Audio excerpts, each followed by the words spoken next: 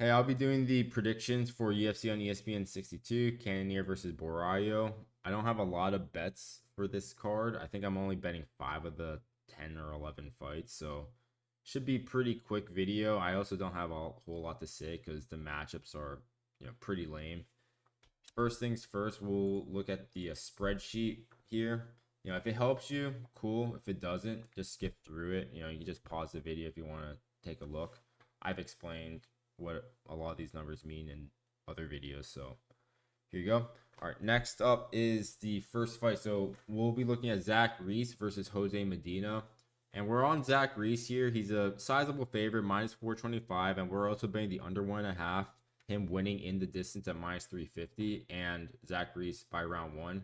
And I'll say this: the in the distance and the money line are basically the same thing. So you can maybe scratch out the in the distance, or maybe double up on the money line.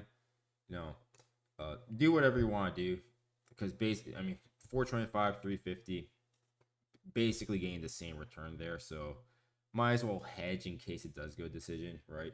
But anyway, Zach Reese, huge middleweight. He's 6'4", 77-inch reach. He's fighting Jose Medina, who's coming off a decision loss on the Contender Series.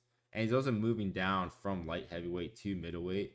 And he's also much smaller. He's 6 feet, 74 inches. So Zach Reese not only will be the bigger guy, not only will he be the younger guy, the bigger guy, but he's not coming off a loss. He's coming off a great KO win versus Julian Marquez. Starch Julian in 20 seconds. And whatever you want to think about Julian Marquez, I mean, he is a name. He is like kind of a UFC veteran. So it was a great win for him.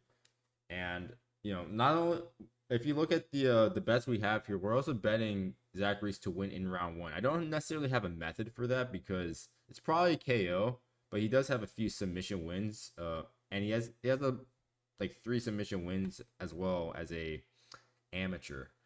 But all of his wins are in the first round. I think he's 7-1 as a pro. His one loss was a first round finish to Cody Brundage where he got slammed, but all of his other 7 wins are also first round finishes. So to me, makes sense. You're getting plus money on that. And really the only warning sign is Zachary's really hasn't been tested. Because I don't know if you could really say like the Cody Brundage fight was a test because he had Cody in like a triangle, which is pretty impressive to get, and then he just got slammed. So it's just kind of like, I think, unfortunate. And then the Julian Marquez fight was just over in an instant, and even his Contender Series fight over very quick. So we haven't seen him fight like a real guy, how he'd do in the second or third rounds or anything like that. But I don't think Jose Medina is a real guy. I think this guy's just another random bum off the street, in my opinion. So, yeah, moving on. Next fight is James Llontop versus Vyacheslav Borshev. I think I'm saying Llontop's name right. I'm not completely sure. But yeah, anyway, this guy's going to be probably our best value bet on the entire card. We're getting him at great values, plus 185, plus 190. And then we're also getting plus odds on the fight going to decision. And then huge money, plus 550 on Llontop winning by decision. And here's the thing. I guess like Llontop looked bad his last fight. I mean, his debut, he fought Chris Padilla, who's a grappler, and Chris Padilla took him down and took his back, right? And choked him out in the first round. Well, Borshev looked terrible versus Chase Hooper. And not only did he get dominated on the ground with ground and pound and then subbed, I mean, I guess the sub was a little iffy, but still, he was getting destroyed. He also got dropped by Chase Hooper, right? And Borshev's supposed to be this like pretty elite level kickboxer. He's getting dropped by Chase Hooper. Very bad look. James Lontop's also a striker. Okay. So it's going to be a striker versus striker matchup. Neither guy really has to worry about the other person's grappling. I feel like James Lontop might be more willing to shoot for takedowns and stuff. But regardless, Llontop, he's 7 years younger. That's a big advantage. He's got the size advantage. He's at least on paper, he's an inch taller and 4 inches of reach. So again, I think it's great value. And then the other thing is like you look at Lontop's record, it's like half KOs and half wins by decision, right? So for him to be plus 550 by decision, I think that's a great look. And Borshev, he's got 2 decision losses to Mike Davis and Mark Jacasey. He's got a decision loss to Will Starks in LFA 4 years ago. And then he had a decision draw to Nazim Sadikov last year. So I mean, Borshchev goes to decision all the time, and usually it doesn't work out for him, right? So I think this is a great spot right here. Probably my number one spot for the card. Next fight is Danny Silva versus Denis Bezuchka. And we're on Bezuchka, or no, sorry, we're on Danny Silva here. He's minus 220. We're also on the over 2.5 and the wins by decision. And the thing is, it's like I think Danny Silva's just got better wins. Bezuchka's coming off a KO win versus Connor Matthews, but I mean, who the hell is Connor Matthews? I don't know any of the other names that Bezuchka fought prior to getting into the UFC. His first 2 fights in the UFC were versus Sean Woodson, Jamal Emmers. Both guys were a lot bigger than Dennis was. Danny Silva's going to come in also 2 inches taller. And Danny Silva has a win over Josh Kulibau. I think that's just a much better win than anyone that Bezuchka has faced. So I like the spot. Danny Silva also, he's a guy who goes to decision a lot, especially recently. 5 of his last 6 fights have gone decision, and 4 of those he won. The one fight he lost by decision was a majority decision, so I guess he was in the fight. But yeah, and the other thing is like he's very high output. He's going to grapple as well. He's not going to shy away from that. He will also get hit a lot, but I don't think Denis Bezuchka has a lot of knockout power. Again, he did win his last fight by KO, but you look at Bezuchka's record, it is mostly decisions as well. So I like this spot a lot. You're still getting plus money on the decision. So yeah, that's what we will be backing.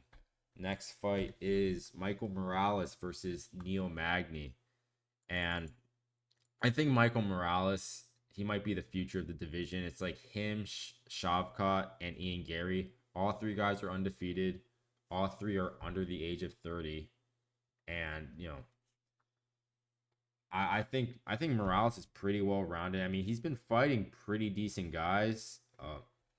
Max Griffin, Jake Matthews. I think they're decent fighters. I mean, Trevin Giles kind of whatever, but he is a veteran for what it's worth. The Varetnikov guy fought in the Contender Series. I mean, he fought him as an underdog and kind of styled on him for the most part.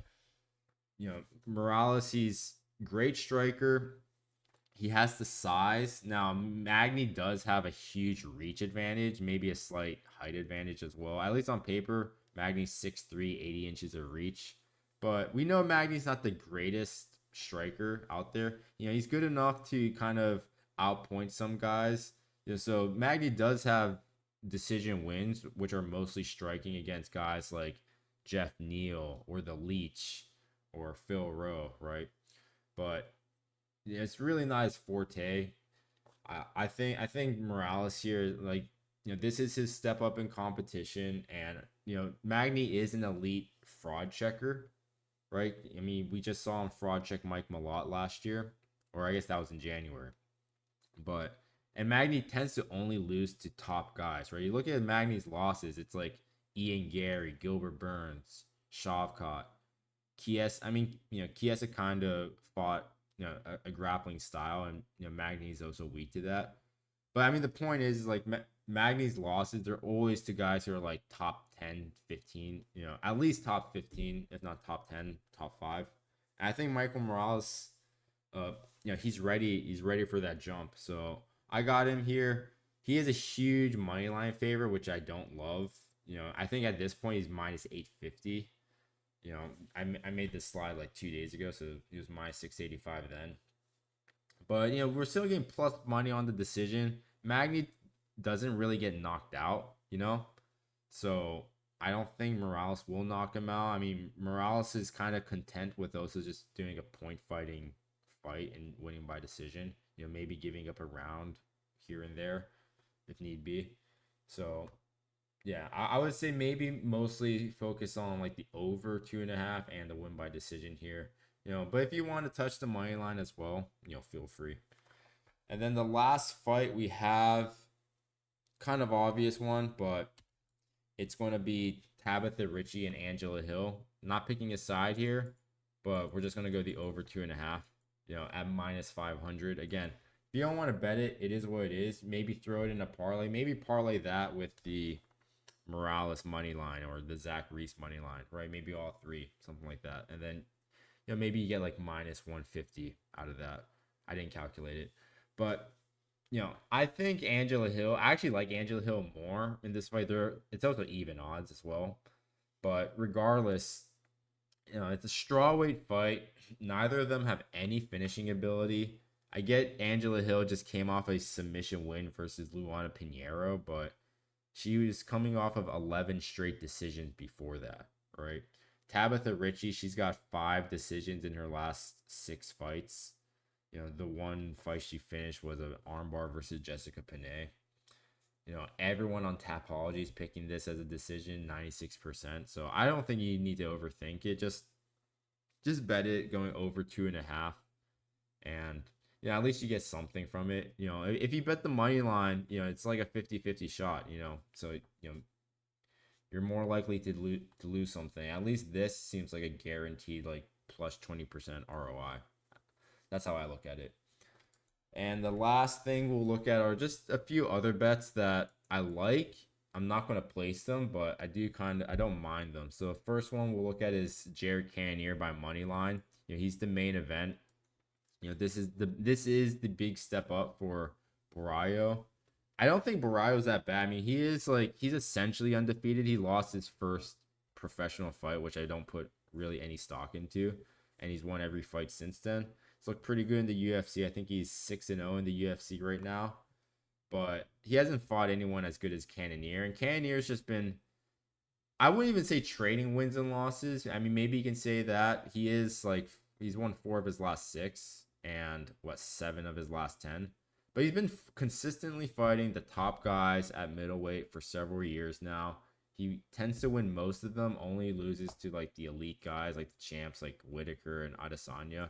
And for what it's worth, he was losing to Imavov, even if you ignore the terrible stoppage by Herzog. But, a warning sign is Cannonier. He is old. He's like he already turned 40. But he's been looking great, and again, he's always competitive. He beat Vettori just last year, and kind of dominated him. I think plus 190 for Cannonier is pretty decent because he's got decent takedown defense. That's a big part of Borralho's game. So if it's all stand up, it might wear down on Borralho. And Borralho, he does have a 5-round fight from 2020. But I mean, that was a long time ago. And again, he's not fighting a guy like Cannonier who has extensive 5-round experience and is willing to, stand there and press forward even in the 5th round. Another fight I like is Angela Hill money line. And again, not betting it, but it's just like, I just think she has way more experience. She's been on a pretty good run here. She did get destroyed versus Mackenzie Dern, and she does have a grappling weak spot. But I think Tabitha Ricci has poor wrestling. She doesn't do much, even when she does get takedowns. She has the one submission win versus Jessica Panay, who has very long arms, so she's easy to armbar. But I mean, you watch Tabitha Ricci's fights versus like Polyana Viana. She just stays in the closed guard. I don't think she's that good, and she's also undersized too. She's tiny. So I like Angela Hill, also way better striker. Another fight that I kind of like is Gerald Meerschaert by sub. It's plus 550. The money line is plus 250. The sub is plus 550. And I think I'm looking back. Let me count. 1, 2, 3, 4, 5, 6, 7, 8. Gerald Meerschaert's last 8 wins have all been by submission, right? And I get Edmund's never been subbed, but Edmund's getting KO'd because of ground and pound. He's getting ragdolled by Hernandez, Imavov, and Brunson. And he was getting ragdolled by Hermanson as well. And he's getting KO'd due to ground and pound from like crucifix position and stuff like that. I mean, I think Meerschaert, it's totally viable for him to get takedowns, dominate the ground. But he's not much of a ground and pound guy. He's way more of a let me take the back and choke you out kind of guy. So definitely like this spot. But I can also see Edmund just starching Gerald. Edmonds coming off a great first round win versus AJ Dobson, where he KO'd him.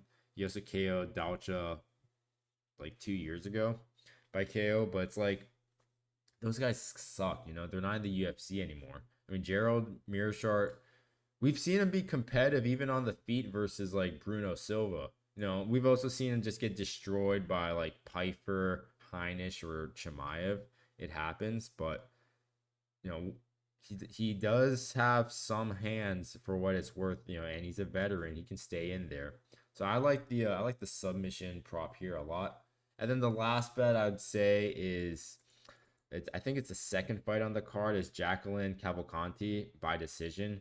It would be plus 100 versus Josiane Nunes.